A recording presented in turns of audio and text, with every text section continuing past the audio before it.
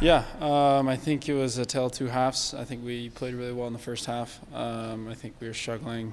They made some changes at halftime, and yeah, I think they came out and I think they put a good performance together. And I think we could have taken the game as well. It's just just they finished their chances and made it difficult for us.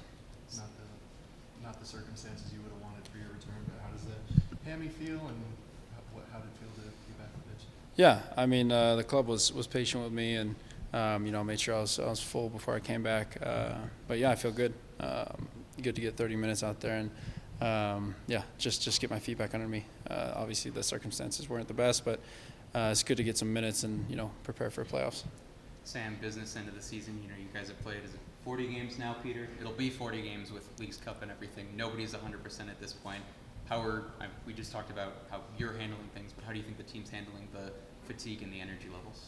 Yeah, I mean, obviously, close to the end of the season, it's difficult to keep the energy high, and but I think we've done well as a team to keep a good morale in the locker room, and I think the guys are preparing for the playoffs. Obviously, 2 losses in a row, it hurts us a little bit, but at the end of the day, once you get into playoffs, anything can happen.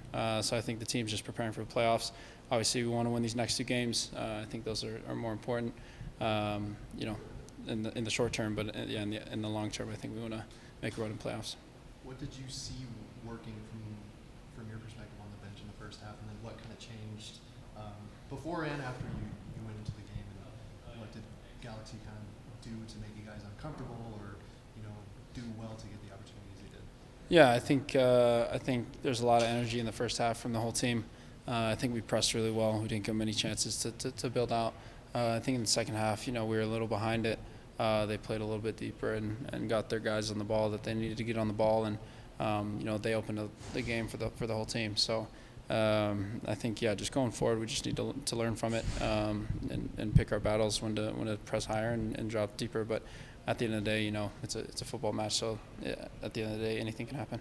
Sam, it was kind of quick in terms of, I think it was the 50th and the 58th minute. Forgive me, I can't remember when you subbed on, so I don't know what goals you were there for, but it was relatively quick with how they turned things around. In that kind of moment where it's feeling kind of frantic, how do you address that in game without a timeout? Yeah, I mean, it's difficult, coming into the game under a lot of pressure, but that's part of being a footballer, is coming into difficult games and trying to make a difference. Obviously, today was a rough match for us to take, but overall, I think we've done well this season, and I think going into playoffs, I think we're prepared, and I think as long as we just work as a team going forward, we'll be ready.